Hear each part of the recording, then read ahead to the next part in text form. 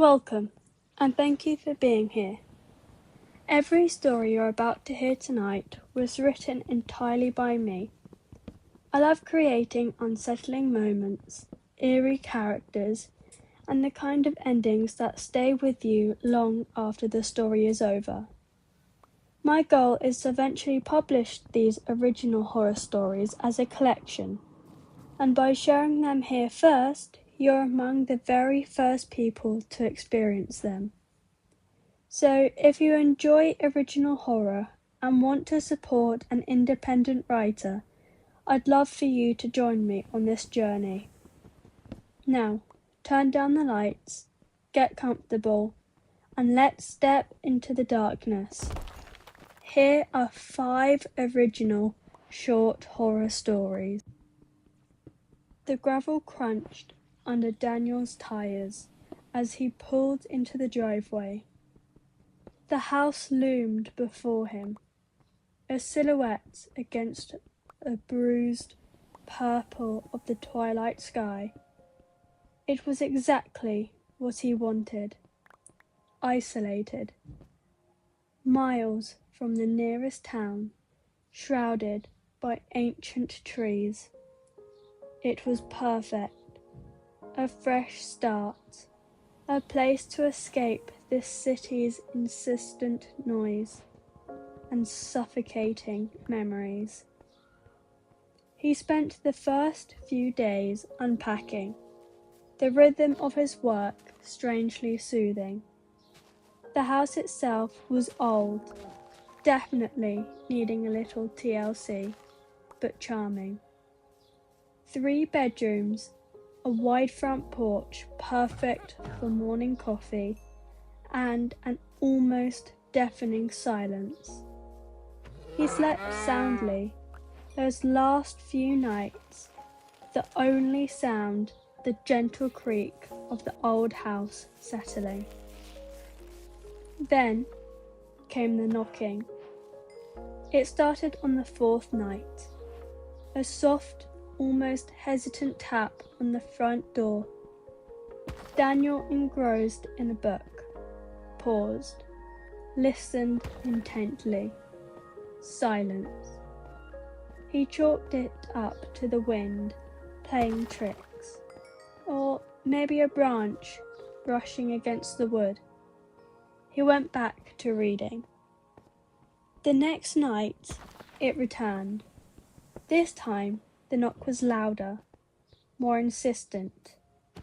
He cautiously approached the door, peering through the peephole. Nothing, just the inky blackness of the night surrounding the house. He opened the door, a chill snaking up his spine despite the summer humidity. Empty. He scanned the porch, the yard, the edge of the woods. Nothing moved. He slammed the door shut, a prickle of unease settling in his stomach. The following night brought a new development. He was sitting in the living room watching television when he heard it. A sharp tap, tap, tap against the living room window. It wasn't the wind. He was sure of it. His heart pounded in his chest. He slowly rose, his legs feeling like lead. He crept towards the window, his hand trembling as he reached for the latch.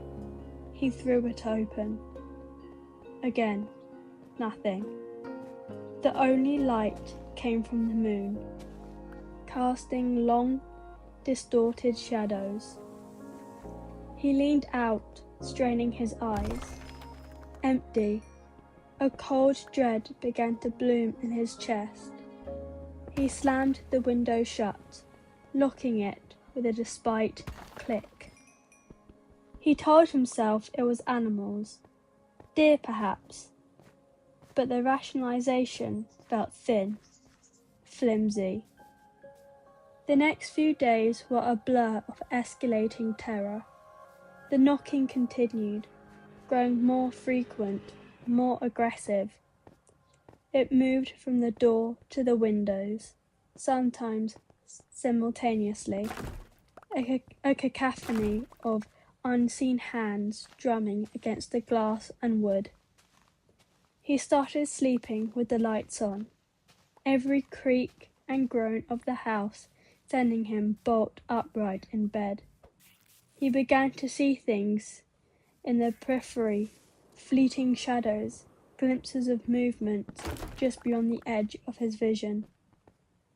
One evening he found a child's handprint smeared on the fogged-up bathroom mirror. He lived alone. He scrubbed at it frantically, the icy feeling of dread consuming him. It was gone, but the image remained smeared into his mind. He tried to ignore it, to convince himself he was imagining things, that the isolation was driving him mad. He started drinking more whiskey, a temporary shield against a growing fear, but the alcohol only amplified the paranoia. Then came the night he heard the laughter. He was laying in bed, staring at the ceiling, trying to block out the insistent tapping on the windows. Then he heard it, a high-pitched, childish giggle coming from just outside his bedroom door. It was playful, innocent, but chillingly out of place. He bolted upright, his heart hammering against his ribs. He grabbed the baseball bat he had started keeping by his bed. He crept to the door, his hand trembling on the knob. He took a deep breath and flung it open. The hallway was empty, but the laughter lingered. A faint echo in the air, followed by a whisper so soft he almost missed it. But he recognized it instantly. His name, Daniel. He backed away, his breath catching in his throat. He slammed the door shut, locking it. He huddled in the corridor of the room, the baseball bat clutched tightly in his shaking hands. He didn't sleep that night. The next day, he was a shell of his former self, exhausted, terrified, teetering on the brink of madness. He knew he couldn't stay. He packed a bag, his hands clumsy with fear. He had to get out, now. As he reached for the doorknob, a voice, small and innocent, whispered from behind him. "Where are you going, Daniel?" He froze, his blood turning to ice. He slowly turned around.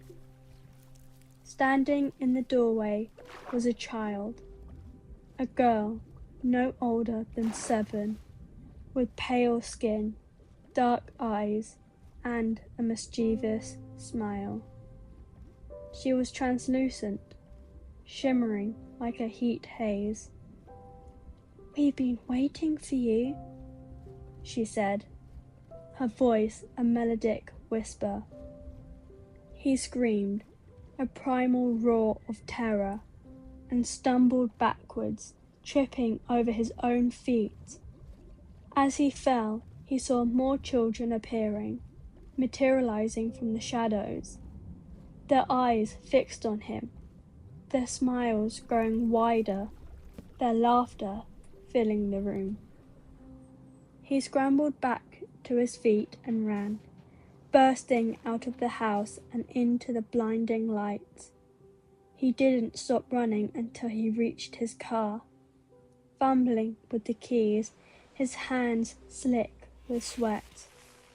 He jammed the key into the ignition and turned it, but the engine wouldn't start. He tried again and again, but the car remained stubbornly silent. He looked up and saw them, the children.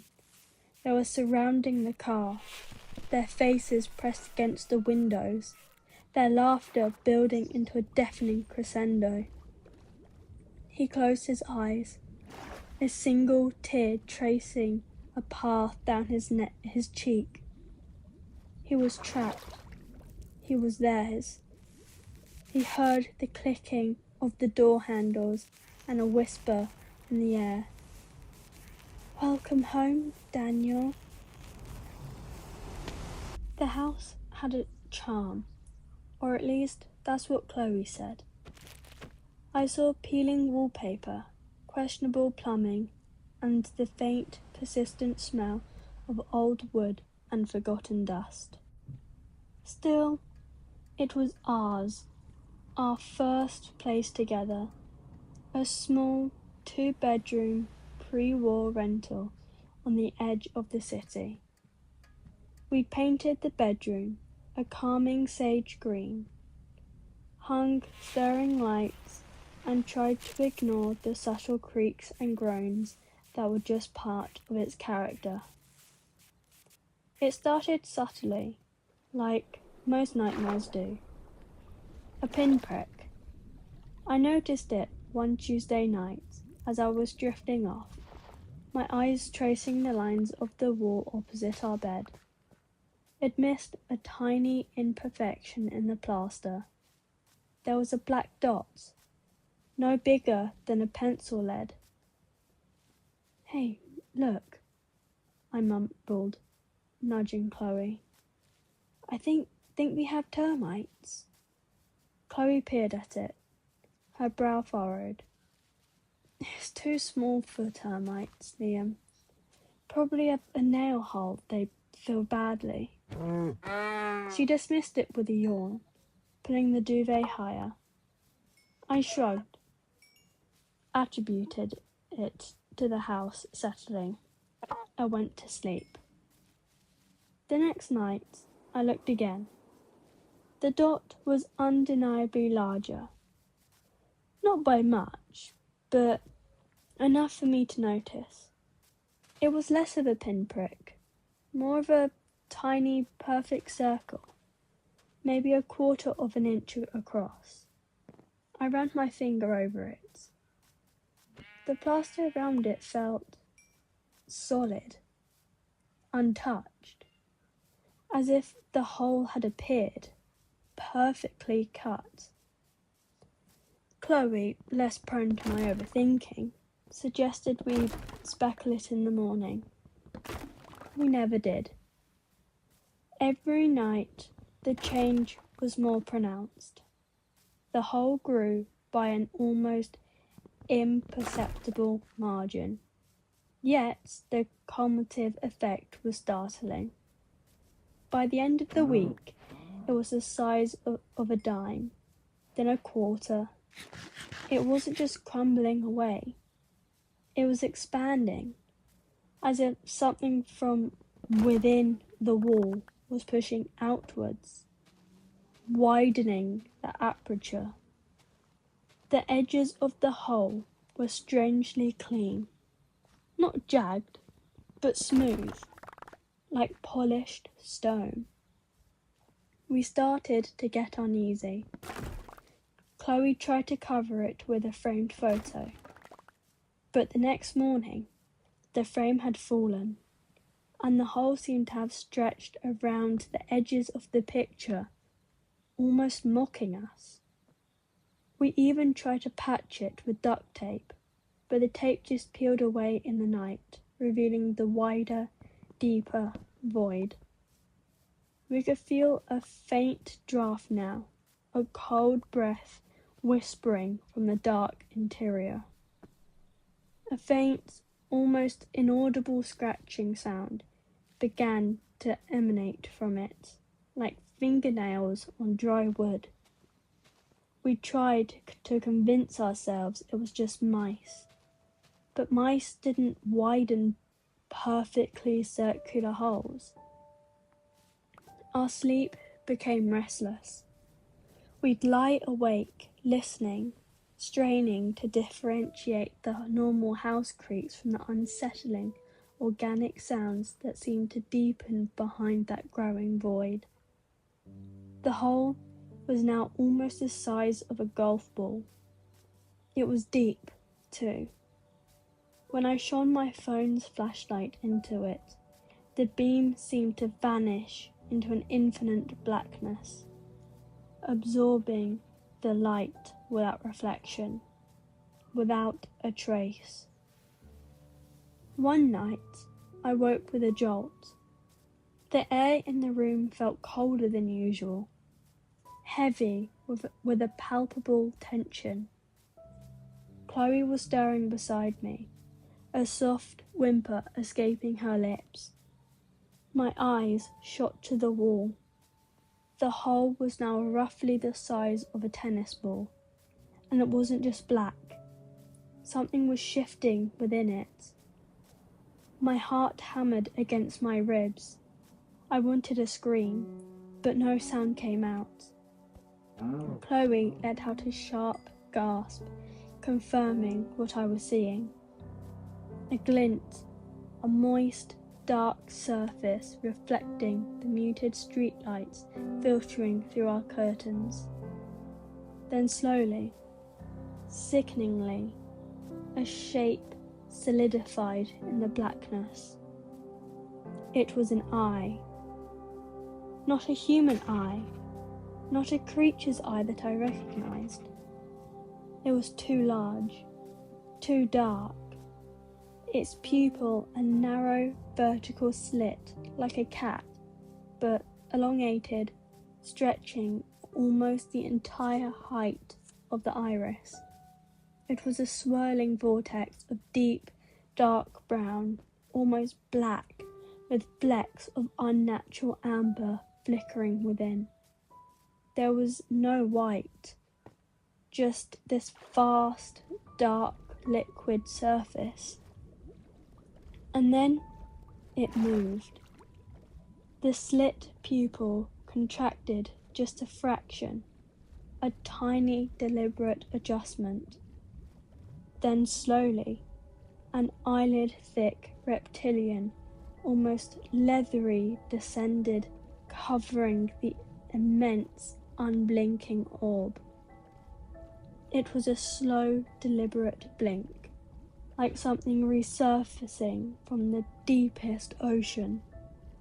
When it opened again, the eyes seemed to be staring directly at us, at me, with an unnerving, ancient intelligence. Chloe let out a strangled cry, burying her face into my chest, trembling violently. I couldn't move. I couldn't breathe. My mind screamed at me to run, to tear my eyes away, but I was frozen, trapped by the terrifying magnetism of that single alien gaze. It didn't just see us, it knew us. It saw our fear, tasted our panic. The air around the hole grew colder, pulling at the duvet, a frigid current, like a breath. A faint, scratching whisper seeped from the deepening void, a sound like dry scales rasping against each other through no words formed. The eye remained fixed on us, its terrible, silent gaze a suffocating weight. We didn't sleep that night. We lay there, huddled together, watching the eye watch us. And, as the first hint of grey light bled through the curtain, the eye slowly receded into the blackness, leaving only the gaping tennis ball-sized hole behind. But we knew it hadn't gone away. It was just waiting for the dark. And as I stared at the hole, I could have sworn I saw the smooth, black edges pulsate just a fraction, as if breathing. The house still had charm, Chloe said. But now, all I saw was the prison it had become, and the silent, patient entity on the other side of the wall, watching, waiting, and growing. The fluorescent lights hum above you, a conflicting symphony to the silence that has fallen over the office. It's late, way past closing time. Everyone else has long since vanished, leaving you, the junior intern, to lock up. You sigh, stretching your aching back. The paperwork is done, the computers are off, and the coffee machine has been aggressively descaled. Just the doors to lock and the alarm to set, and sweet, glorious freedom awaits.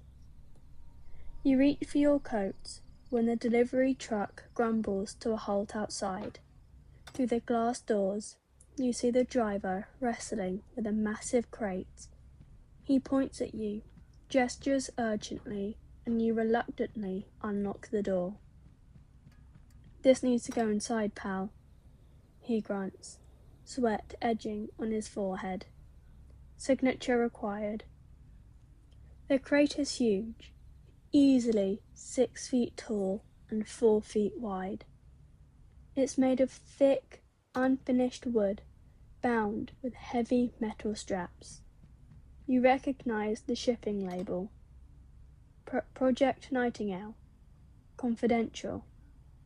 You vaguely remember overhearing snippets about a new example, something top secret the company was developing.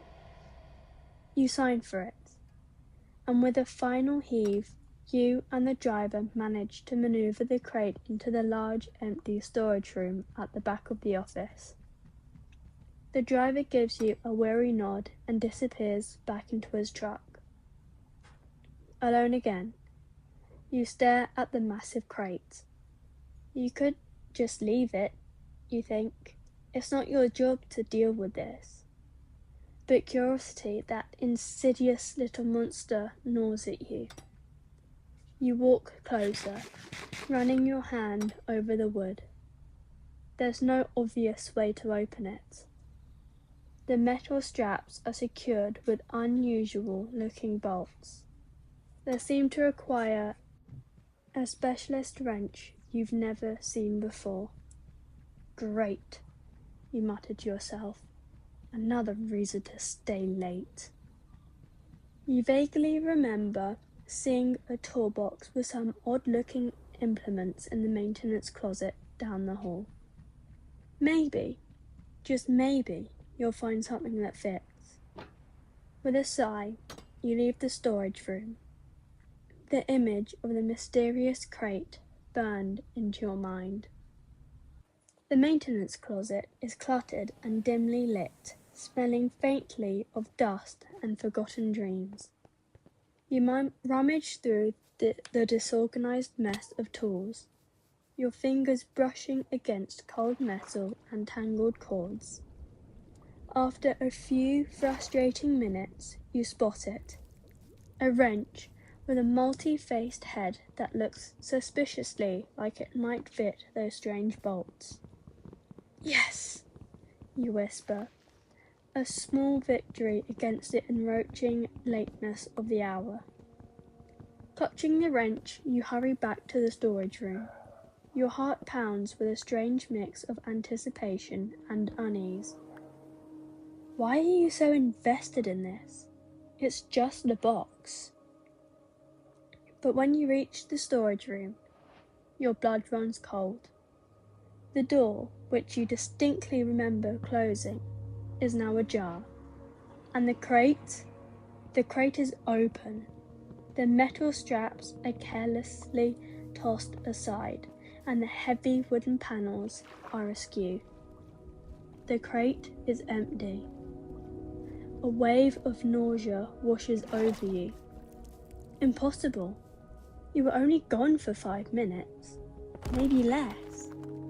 How could anyone have opened the crate and removed its contents so quickly, so silently. You step into the room, your breath catching in your throat. The air feels heavy, charged with an unnatural stillness. The only sound is a never-ending hum of the fluorescent lights. Then you see her. Standing in the far corner of the room, bathed in shadow, is a young girl. She's small, maybe 10 years old, with long dark hair that hangs down her back. She's wearing a simple white dress that looks strangely out of place in the sterile office environment. She's facing away from you. "Hello?" you stutter, your voice barely a whisper. Are you lost?" The girl doesn't respond. She remains motionless, her back to you, an unsettling figure in the gloom. You take a tentative step forward. "Hey, little girl, is everything okay?" Still, no response. Your hand impulsively reaches for your phone, but your fingers fumble with it. Suddenly clumsy and uncoordinated. Finally, after what feels like an eternity, the girl begins to turn. Slowly, deliberately. Your breath hitches. The air grows colder. The fluorescent lights seem to flicker, casting dancing shadows on the walls. She turns fully to face you, and your world dissolves into pure terror. Her face, it's not right. It's too pale, too gaunt. Her eyes are wide and black, devoid of any light or humanity.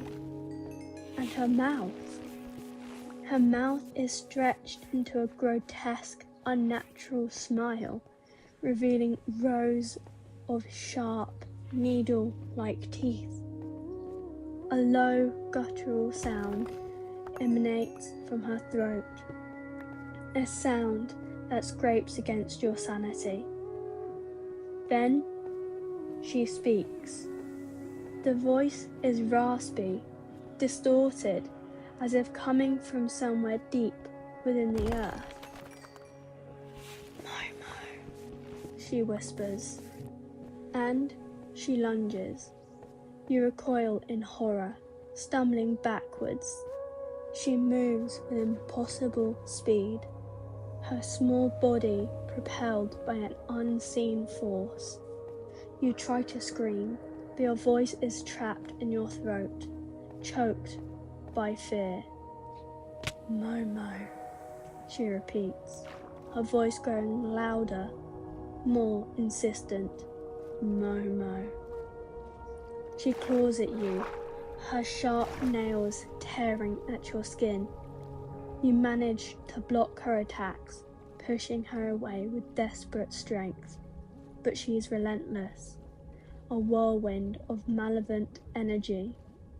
"Momo wants to play," she rasps, her horrifying smile widening. You scramble for the door, your heart pounding in your chest. You have to get out of here. You have to escape this nightmare. But she's too fast. She tackles you to the ground, her weight surprisingly heavy. You struggle against her, but her grip is like iron. "Momo," she whispers in your ear, her breath cold and foul. "Momo is here." You feel her nails digging into your face, drawing blood. Panic overwhelms you, a suffocating wave that threatens to drown you. You close your eyes, bracing for the inevitable. This is it, you think. This is how it ends. But then, a surge of adrenaline courses through you. You can't give up.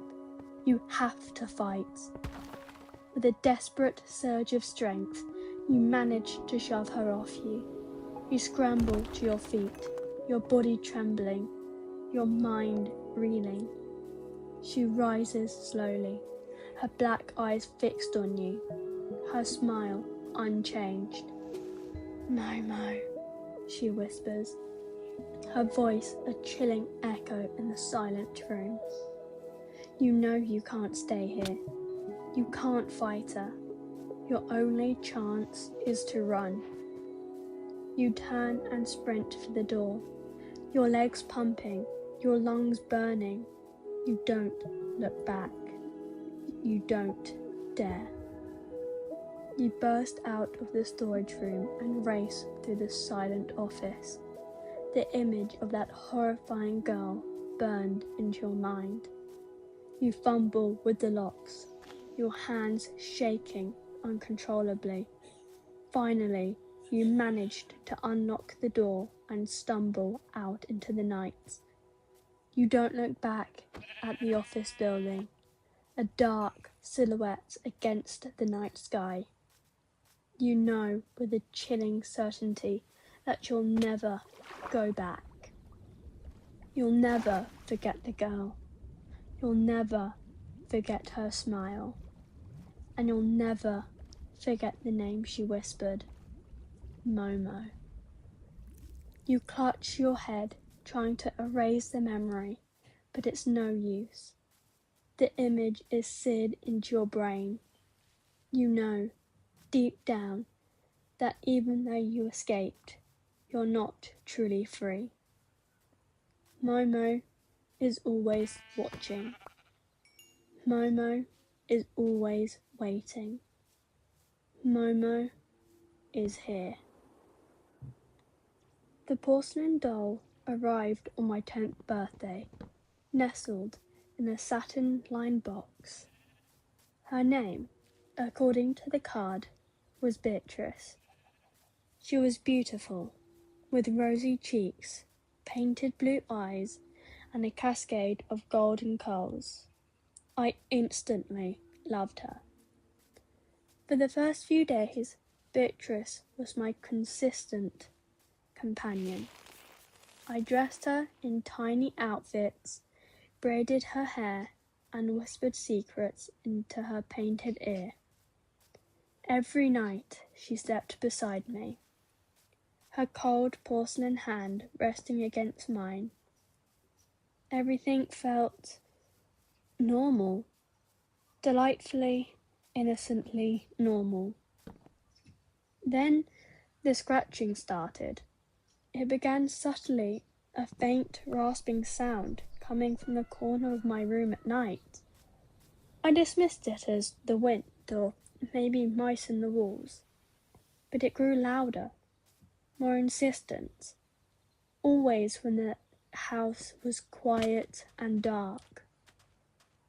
One morning, I found my goldfish, Finny, belly up in his bowl, a single golden curl resting on the surface of the water. That night, the scratching was accompanied by a hushed whisper. I couldn't make out the words, but it seemed to come from Beatrice's corner. I squeezed my eyes shut, pulling the covers over my head. The next morning, my older brother Mark was gone. My parents had said he'd gone to stay with relatives. I desperately wanted to believe them, but I felt a chill setting in my bones. A chill that smelled faintly of rose water and old porcelain. The scratching escalated. The whispers became clearer, forming words I didn't want to hear. "Play with me," it cooed. "Only me, Lily." Then came the screams. One night, I awoke to a blood-curdling shriek from my parents' room. I crept to the door, peering through the crack. I saw Beatrice sitting on the chest of drawers, her painted eyes gleaming in the dim light. My parents lay motionless in their bed, their faces contorted in terror. A single golden curl lay clutched in my mother's hand. I ran and ran until I found myself huddled in the corner of my room, sobbing uncontrollably. Beatrice was there, sitting on my bed, her porcelain face tilted in a way that seemed almost unknowing. "Now it's just you and me, Lily," she whispered, her voice chillingly sweet melody. "No one to interrupt our playtime. Just you and Beatrice." She held out her porcelain hand. A fear paralyzed me.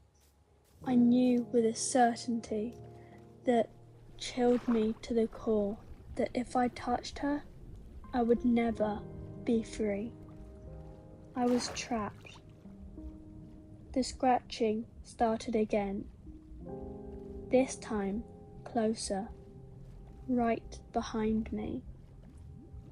"We'll be best friends forever, Lily," Beatrice whispered. "Won't we?" The train was packed, like a sardine tin on wheels. Every seat was taken, and the aisle was a knocking river of briefcases and weary faces. I clung to a pole, the damp chill of the metal seeping into my palm. The flickering lights above buzzed like angry wasps, casting erratic shadows that danced across the carriage. It was a typical Friday night commute, miserable but bearable, except for the flickering. It had started faintly, a brief, almost unnoticeable dip in luminescence. Now it was a full-blown strobe effect, each pulse of darkness followed by a strained, sickly yellow glow. A collective groan rippled through the carriage with each flicker. "Bloody trains," someone muttered behind me. I just nodded, trying to ignore the mounting unease in my stomach. Then the lights went out completely. A collective gasp filled the silence, followed by a burst of nervous laughter. "Probably just a fuse," someone said, their voice laced with a forced optimism that didn't quite land. I waited, counting the seconds. 1, 2, 3. Nothing. The air grew thick with anticipation. My heart hammered against my ribs, a frantic drumbeat against the oppressive darkness. Suddenly, the lights flickered back on, but the laughter died in our throats. Because no one was there. The carriage was empty. Every single person, every briefcase, every discarded newspaper, gone. Vanished without a trace. Just me, standing alone in the spookily lit, now immaculate train carriage. Panic swelled in my chest, a cold, suffocating wave. Where had everyone gone? How was this even possible? I stumbled over to a window, peering out into the blur of passing scenery. Just fields, trees, the occasional distant farmhouse bathed in the ghostly light of dusk. Then the lights flickered again, plunging me back into darkness. This time, the outage lasted only a fraction of a second. When the lights snapped back on, there was something outside the window. It was a face. Not a human face. Something gaunt and stretched, with skin like old parchment stretched over bone. Black, vacant eyes stared back at me, burning holes in the glass. A mouth too wide stretched into a gruesome, silent grin that revealed rows of needle-sharp teeth. It was pressed against the window, its breath fogging the glass.